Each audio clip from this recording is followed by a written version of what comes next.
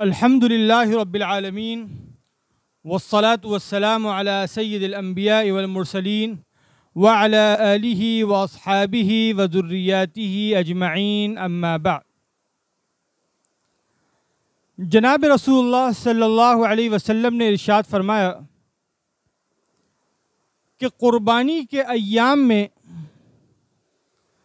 अल्लाह रब्बुल इज़्ज़त को क़ुरबानी करने से ज़्यादा कोई अमल महबूब और पसंदीदा नहीं है, और इन दिनों में नेकियों में सबसे बड़ी नेकी क़ुरबानी करना है। और क़ुरबानी के जानवर का खून जो ज़मीन पर गिरता है तो ज़मीन तक पहुँचने से पहले ही अल्लाह के यहाँ कबूल हो जाता है। आप सल्लल्लाहु अलैहि वसल्लम ने शाह फरमाया, खूब खुश दिली से और खुशी से दिल खोल कर क़ुरबानी किया करो। और एक और रिवायत में आता है कि आप सल्लल्लाहु अलैहि वसल्लम ने इरशाद फरमाया कि क़ुरबानी के जानवर के बदन पर जितने बाल होते हैं, हर बाल के बदले एक एक नेकी लिखी जाती है। तो इससे बड़ा क्या और सवाब होगा, क्या नेकी होगी कि एक क़ुरबानी करने पर हज़ारों लाखों नेकियां मिल जाती हैं। अगर कोई शख्स एक दुम्बे के, एक भेड़ के बाल गिनना शुरू करे, सुबह से लेकर शाम हो जाएगी लेकिन गिन नहीं सकेगा, तो सोचे कितनी नेकियां मिल गई हैं क़ुरबानी करने से। दीनदारी की बात तो यह है कि क़ुरबानी जिस पर वाजिब ना भी है,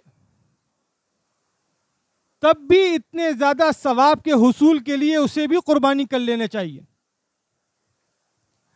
भाई अपनी ज़रूरतों के लिए तो क़ुरबानी के लिए, अपनी ज़रूरतों के लिए तो पैसे लेता ही है इंसान। घर में राशन ख़त्म हो गया, कर्ज ले लिया, कोई बीमारी आ गई, कर्ज ले लिया, बच्चों की शादी आ गई, कर्ज ले लिया। तो क़ुरबानी के लिए कर्ज लेकर क़ुरबानी कर लेने से कोई बुरी बात तो नहीं है। जबकि फ़ुक़हा किराम ने ये बात की वजाहत फरमाई है कि शरीयत किसी बंदे को उस चीज़ की मुकल्लफ नहीं बनाती जो उसकी इस्तात में ना हो। मसलन एक शख्स क़ुरबानी करने की इस्तात नहीं है इस शख्स की, तो शरीयत इसे इस बात की पाबंद नहीं बनाएगी कि ये कर्ज लेकर क़ुरबानी करे। लेकिन अगर कोई शख्स कर्ज देकर क़ुरबानी कर लेता है तो क़ुरबानी भी इसकी अदा हो जाएगी और सवाब भी इसको मिलेगा।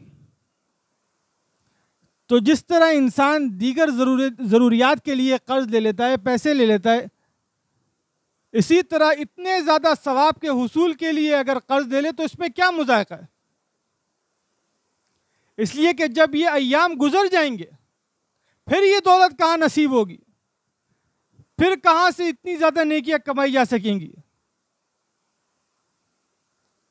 और जिस शख्स को अल्लाह रब्बुल इज़्ज़त ने माल अता किया है और साहिब निसाब है, तो उस पर तो क़ुरबानी वाजिब ही है।